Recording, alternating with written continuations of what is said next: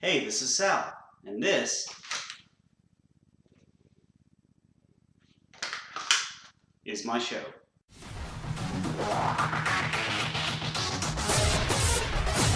What's up, everybody? Okay, I do apologize because I know the sound quality in here isn't going to be that great. The reason is I don't have a dedicated microphone, so I have to use the one that's in my camera. And so if things sound a little echoey, I apologize. But today I want to talk to everybody about firearm stances, shooting stances. How they're supposed to look, why they work, things like that. Before we get started, let's go ahead and do a quick safety check. It's always a good idea. All right. Lock my slide back. There's nothing in the magazine well, nothing in the pipe. This weapon is safe.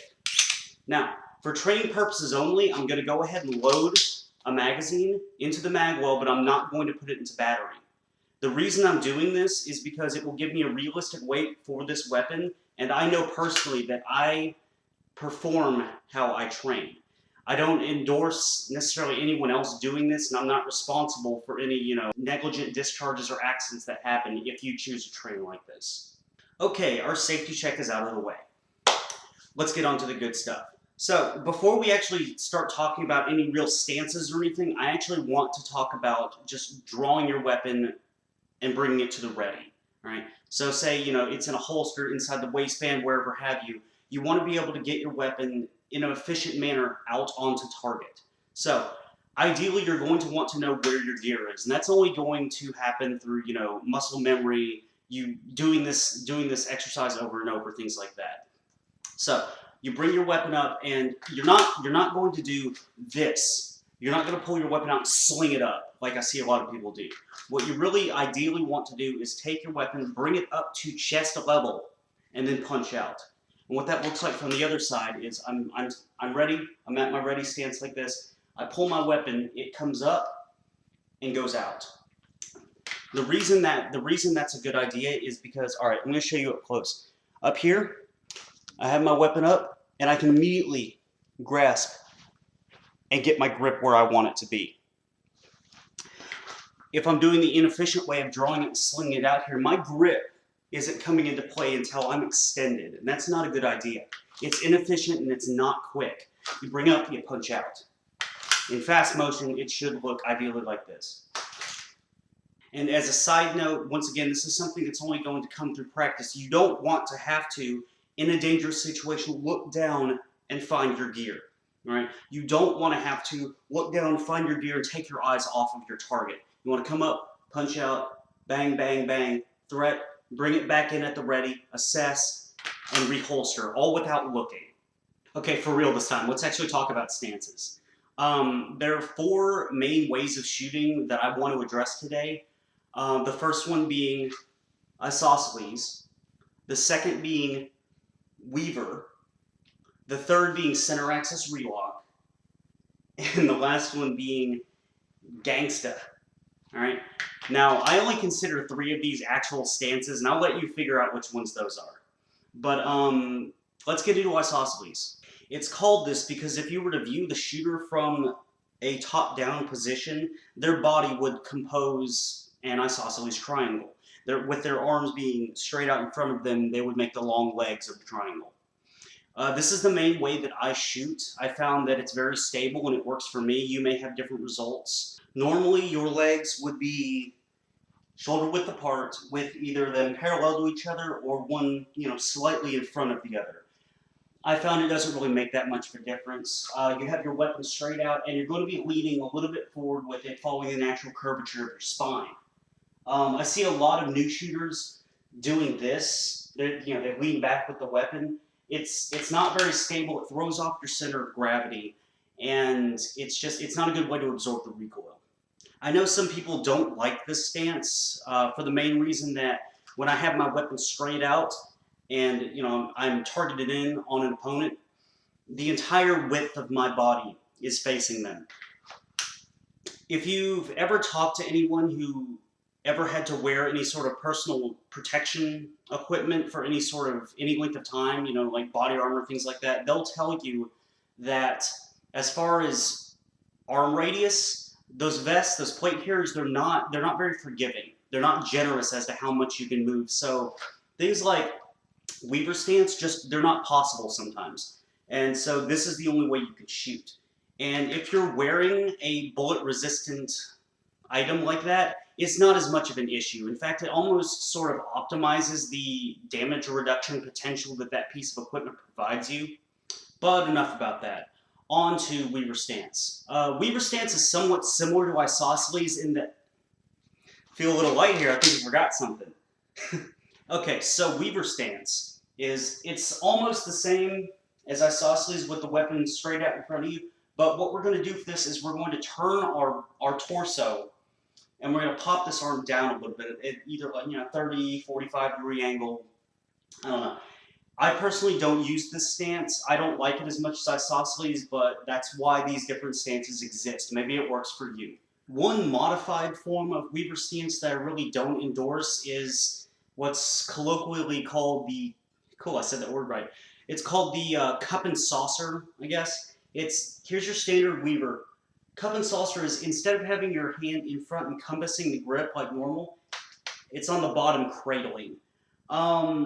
Some people shoot like this, it works for them. I don't like it because you're losing a whole lot of, you're losing that grip surface on this side. And this isn't really doing anything else but holding up the weapon. And I think it can result in a lot of failure to feed, because you don't have, when that weapon recoils, it's expecting to be able to cycle all the way back to load a new round and come back up. When you limp wrist it and your weapon flings back violently, this slide may come back and not be able to cycle all the way forward, so you'll get a failure to feed. And in a life or death situation, that can be potentially dangerous. Now, for both the isosceles and Weaver stances, there is technically an optimal way of holding the firearm that will give you the most control. Ideally, what you want is you want your dominant hand encircling the grip on this side and your non-dominant hand on this side.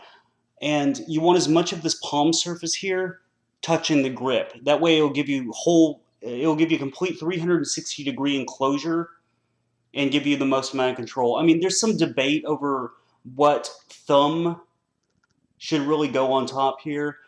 I've never found that it makes much of a difference. I just do this because it's comfortable. Some people do it like this, whatever, it's personal preference. One issue that I really do want to talk about in this segment is something that a lot of new shooters or inexperienced shooters do.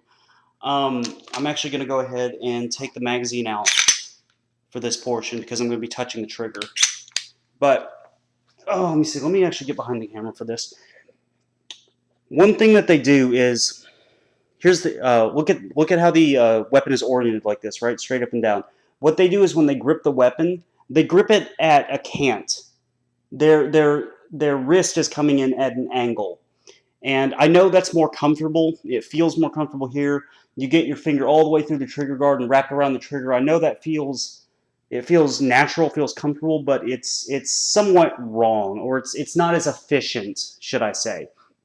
What you really want to do is you want to take that weapon and turn it just slightly so that it is in line, the barrel and the slide is in line with your forearm.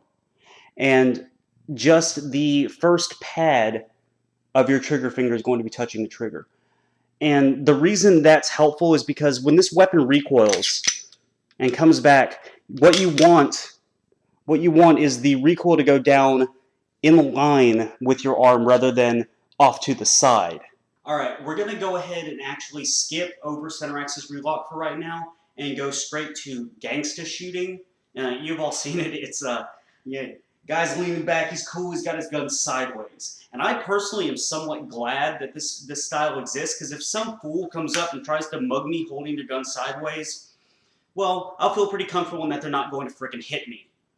So let's talk about why it doesn't work and why it's not a good shooting platform. From the ground up, gangsta shooting, it doesn't work. You're sitting there, you're leaning back, there's no center of gravity, there's no balance. All right, let's play the devil's advocate and actually, treat this like an actual legit shooting style. I got my legs shoulder width apart, I'm facing my target, and I have my gun out. Now, it's only excusable if you have a riot shield and you're trying to shoot around it. That's actually a legit tactic. But I'm just talking about everyday thug on the street, you got your gun out like this. Even if from the torso down it works, let me show you why it doesn't work biometrically and with physiology, why it's not a good idea.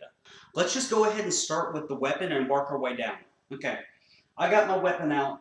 Firearms are not designed to be shot like this. They're designed to be shot like this, straight up and down, or slightly canted. They're not supposed to be shot from the side. Just because it can shoot that way doesn't necessarily mean it's the most proper way. All right, moving on. Physiology. Your wrist. Your wrist has the most amount of mobility like this. I challenge you to sit and hold a weapon out, or any somewhat heavy object out like this, and hold it there for 10 minutes. You're going to get fatigued.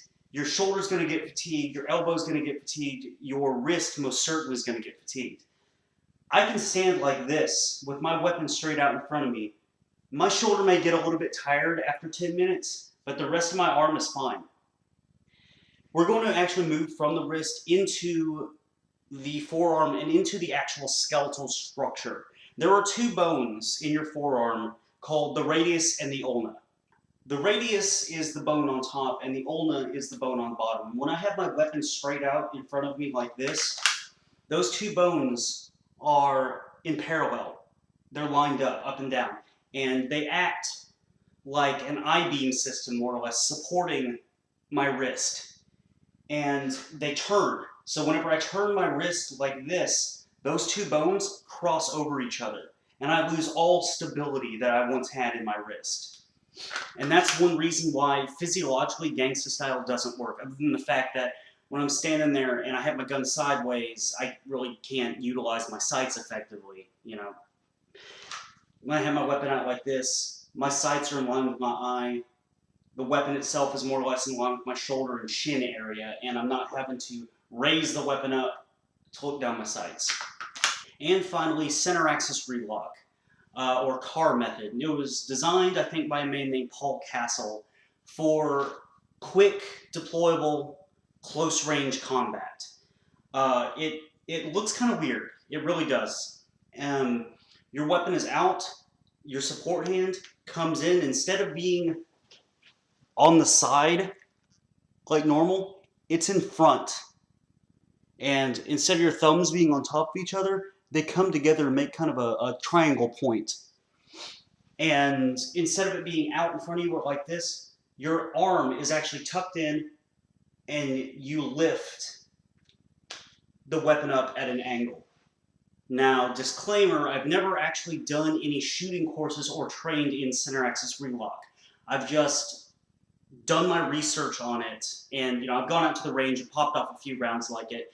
And from what I can tell, it's actually fairly viable, it's fairly stable. It's definitely not for distance shooting. It is for reactionary, close range, get back down type stuff. There's a high method and there's a low method. The low is right here. I keep it tucked into my torso against my body. And I can see why that works, because say someone comes and reaches for my weapon, I can repel them, things like that. It's very maneuverable. And so if you're not going to get to my weapon, the high method is I'm up like this. And once again, it saves room. I'm not at full extension. I'm right here. It may intimidate some shooters because of the pure fact that when this weapon recoils, it's going to be very close to your face. But you're doing it properly. You have it up here like this. You can tell there's a good 4 or 5 inches between the rear of my slide and my face. It's not going to hit me. It's just a lot closer than I'm used to. And the reason it differs from gangsta style, turning your wrist, is because you're not actually turning your wrist when I'm up like this. All I'm doing is, my arm's like this in a 90-degree angle. All I'm doing is lifting like this. My wrist is not turning at all. I'm just lifting my arm. And that's the difference.